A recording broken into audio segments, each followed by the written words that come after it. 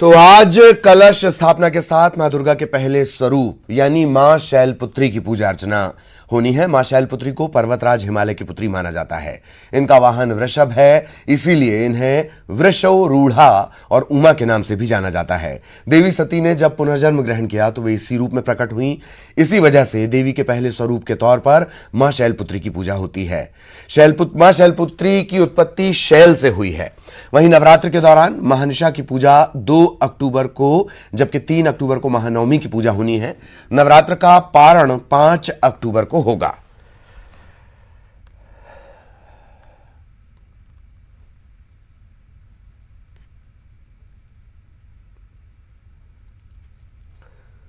तो आज से नवरात्र की शुरुआत और अल सुबह से मंदिरों में भक्तों की भारी भीड़ उमड़ रही है मां के आशीर्वाद के लिए। आज मां शैलपुत्री की पूजा होनी है।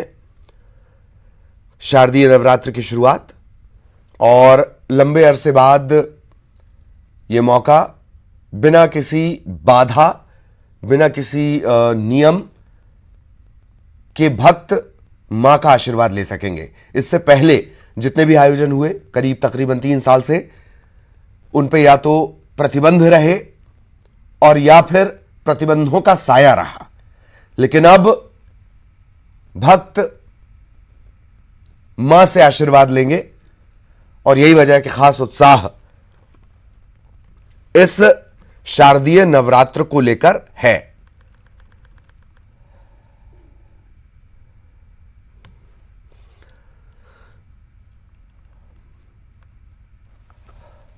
छत्तीसगढ़ की बात की जाए तो मां बम्बलेश्वरी, जिनके बिना शारदीय नवरात्र की शुरुआत अधूरी सी है। राजनांदगांव का डोंगरगढ़ जहां विराजी हैं मां बम्बलेश्वरी।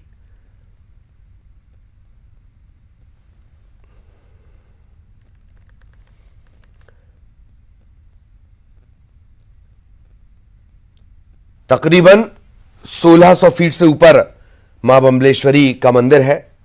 कई मान्यताएं इस मंदिर से जुड़ी हुई हैं और नवरात्र के दिन में यहां की बात ही अलग है। तो आज से शारदीय नवरात्र की शुरुआत, दुर्गा मंदिरों में मां के जयकारे लग रहे हैं।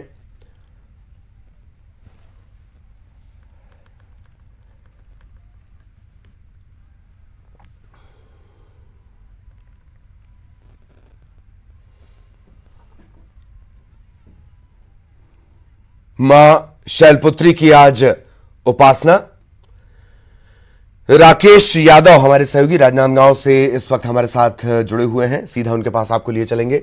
राकेश, लंबे अरसे बाद बिना किसी प्रतिबंध या बिना किसी बीमारी के साए के भक्त मां से मिलने जा रहे हैं, क्या कुछ तस्वीरें, क्या नजर आ रहा है मंदिरों में? राकेश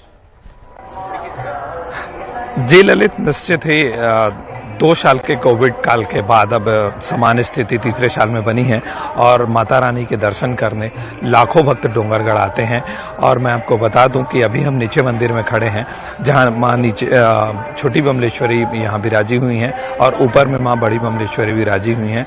जो भक्त यहाँ लाखों की संख्या में यहाँ प्रतिदिन आते हैं दर्शन करने। साथ ही आपको बता दूं कि सुरक्षा व्यवस्था के भी कड़े इंतजाम किए गए हैं। हजारों की संख्या में पुलिस के अधिकारी और जवान यहाँ तैनात किए गए हैं ताकि सुरक्षा में किसी तरीके से चूक न हो।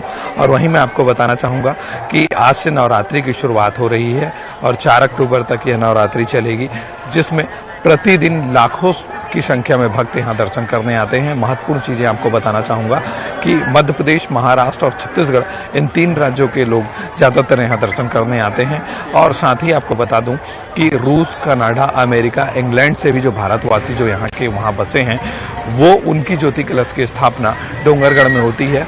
और भव्य ज्योति कलश की भी स्थापना के बाद जो प्रक्रिया जो होती है पूजा अर्चना की, उसे पूरी की जाएगी शाम को।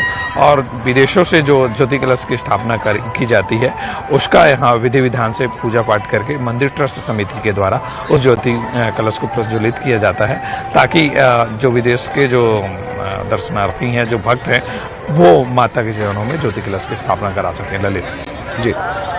छोटी बमलेश्वरी में इस वक्त आप हैं और मां बमलेश्वरी का जो पूरा दर है, जैसे आपने बताया भी कि विदेशों तक इनकी ख्याति है, किस तरह के खास आयोजन अगर प्रबंधन समिति इस बार कर रही हो वो भी बताएं, और व्यवस्थाएं टूरिज्म के लिहाज से भी बड़ी संभावनाएं हैं इस जगह पे अभी भी।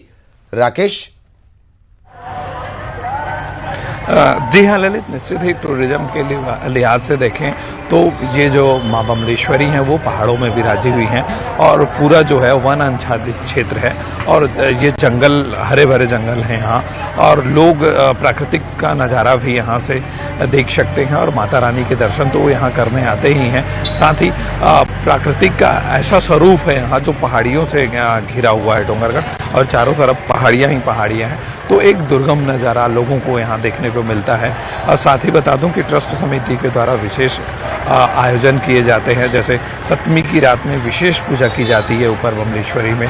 उस पूजा में आसपास के जो राज्य हैं वहाँ के लोग आते हैं माता रानी के दर्शन करने। रात में इसकी पूजा का आयोजन किया जाता है।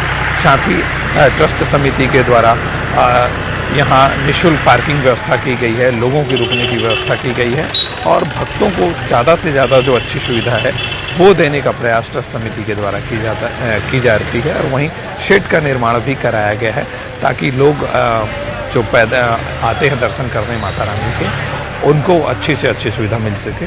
और दूसरी महत्वपूर्ण चीज़ें आपको बताना चाहूँगा कि पद यात्री भी कई किलोमीटर का लंबा सफ़र करके माता रानी के दर्शन करने आते हैं, जिसमें दुर्ग और राजनांदगांव जिला प्रशासन है और पुलिस प्रशासन है अपने रूट चार्ट भी तय कर दिया है, जिसमें अंजोरा से लेकर राजनांदगांव राम दरबार तक जो नेशनल हाईवे 53 है उसको वन वे कर दिया गया है। एक तरफ जो है यात्री चलेंगे और दूसरी तरफ जो वाहन है वो चलेगी, ये व्यवस्था भी की गई है। ललित। जी जी, चलिए बहुत बहुत शुक्रिया राकेश इस तमाम जानकारी के लिए। सहयोगी राकेश विस्तार से जानकारी दे रहे हैं।